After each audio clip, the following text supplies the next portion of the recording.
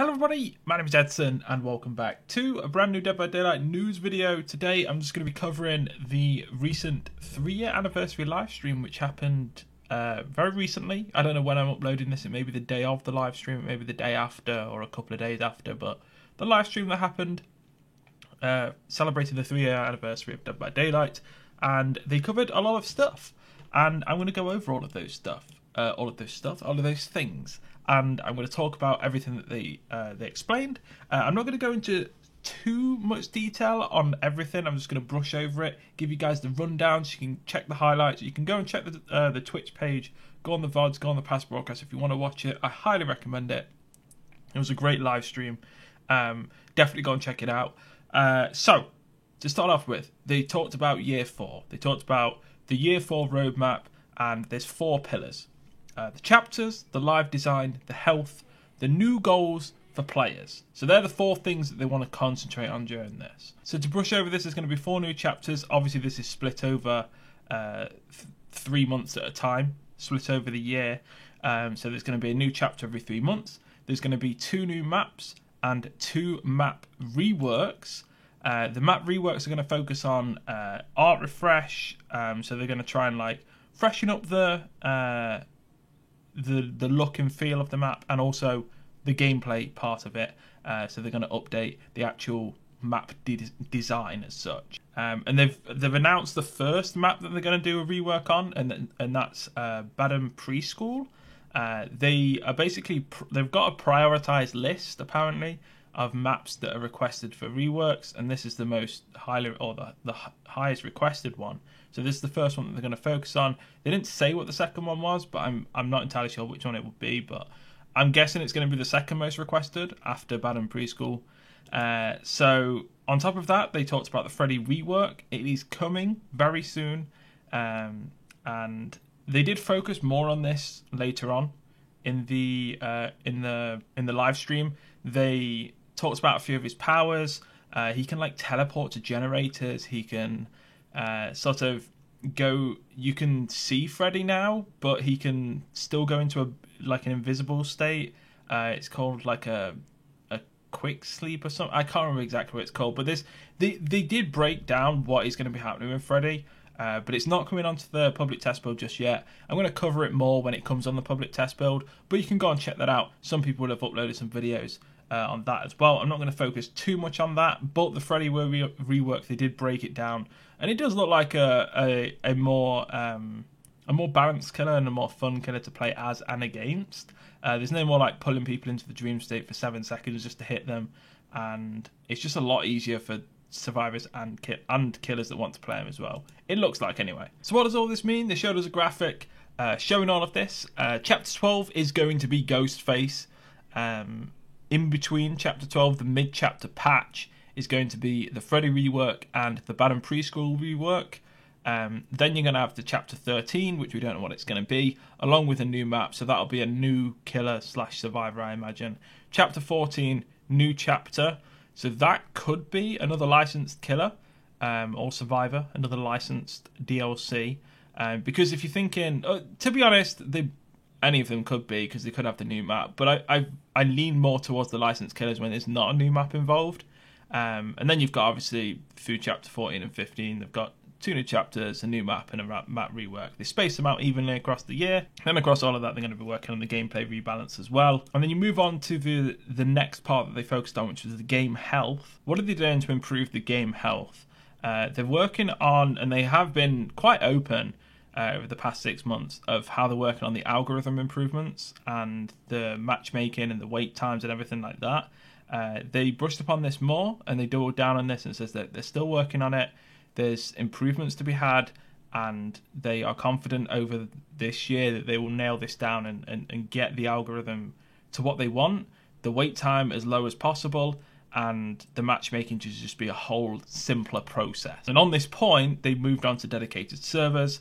The 2 things that they wanted to focus with dedicated servers were the overall gameplay, which obviously you don't you don't have the ping of the game dependent on the killer, and the killer doesn't have an inherent bias in that sense because the killer isn't hosting. So that's the thing that they obviously want with dedicated servers. And then also managing disconnections. One of the big things that Dead by Daylight one of the downfalls, I would say, of Dead by Daylight, and they admitted this during the stream, is how they manage disconnections. And they can't really decipher whether it's at the minute, because it's done through Steam, the connection, they can't tell whether somebody quit or like the computer crashed or something like that. With dedicated servers, it's a lot easier to tell. So the system is going to be within the game itself. They're going to know whether people have disconnected or whether they like crashed out or lagged out or something. And then obviously moving on to this, there's going to be a new party management system that comes with the dedicated servers, which is going to have an in-game friend system. So you're going to have outside of Steam and Xbox and whatever platform you play it on, outside of the friend platforms that are going to be in that in those consoles or whatever platform you play it on, you're going to have an in-game friend system that's unique to Dead by Daylight. And to top it off, thank you, a friend requeue. So if you're an SWF, you survive with friends, you will stay in the lobby and you will requeue. You won't have to re-invite everyone, which is so needed, and I'm so glad they're finally bringing this in.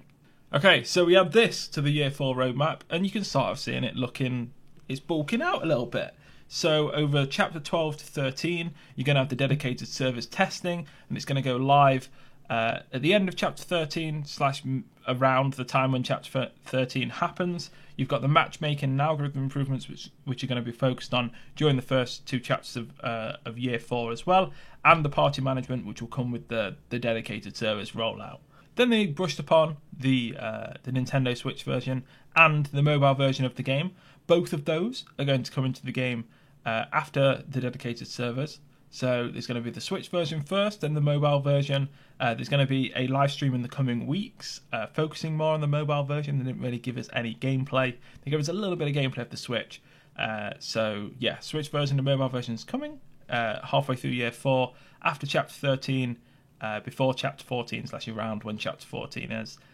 So that's going to be good for all those people that want to play it on the Switch or on your mobile. The mobile version is going to be a more simplified version of the game, but it's still going to be Dead by Daylight at its core. And then the thing that a lot of people were hesitant about going into this is the new goals for players.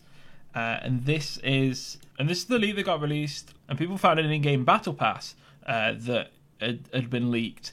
And essentially what they are going to call this is the archives.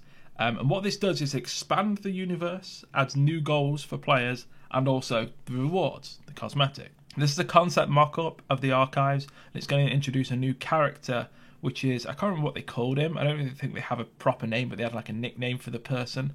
It's essentially the person that has the knowledge of the Dead by Daylight universe. And what you're going to do is you're going to be able to, as you progress through these tasks and everything, you will unlock bits of information about characters, about the lore of the game, about everything about Dead by Daylight, and you'll start to learn more about everything essentially.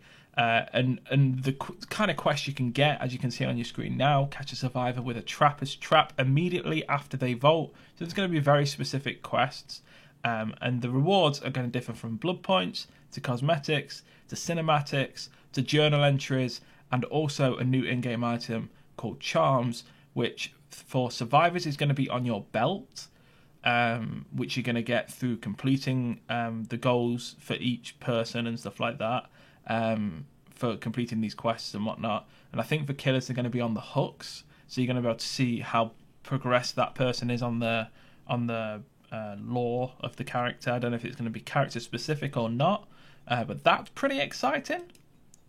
The new cosmetic rewards, they're going to be linked to the actual archived information that you unlock. So say you learn a bit of information about Claudette, the information will then reward you with an in-game cosmetic that is related to that information. So if it's a time of their life, if it's a story about their life, it may be the outfit that they were like wearing at that time or something like that.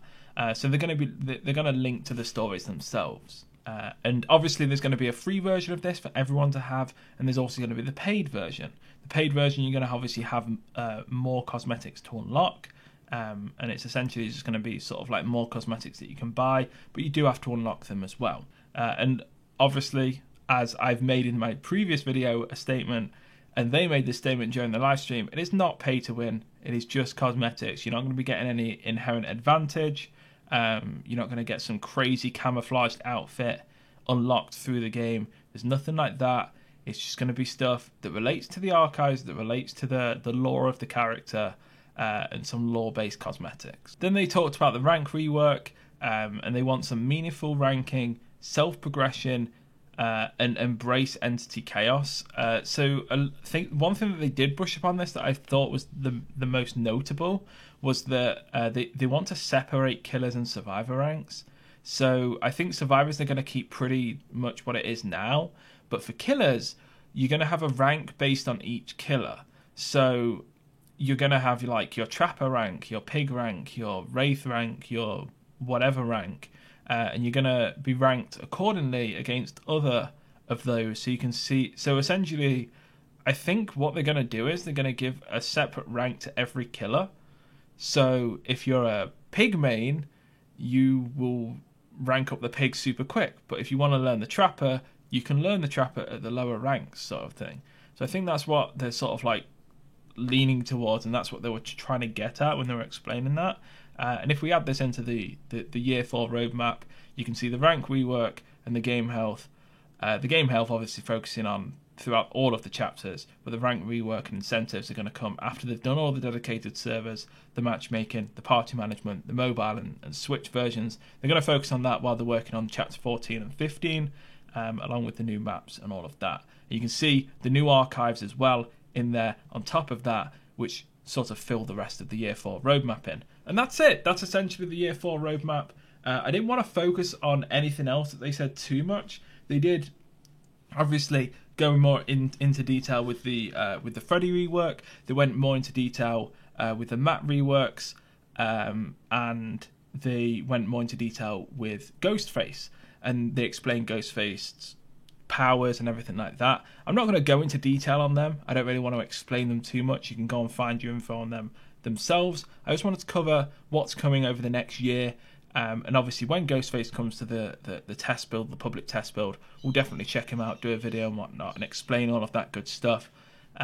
So yeah, this is everything that's coming for Dead by Daylight in year 4. And on one more note, there is an event announced as well. The Double Blood Points weekend is going to be June 14th to June 18th. And then you've got June 18th to July 2nd, the in-game anniversary event. So obviously it's not going to be double blood points, because they've just got double blood points before that. I don't know what it'll be. It might be like a cosmetic unlock grind thing like they do with previous events. I'm looking forward to that. Mark your calendars. Make sure you look forward to it as well. And let me know what you think of the year 4 roadmap that got released by the Dead by Daylight during their 3-year anniversary that's just happened. If you managed to catch it, what did you think of everything? Are you looking forward to the next year for Dead by Daylight? I certainly am.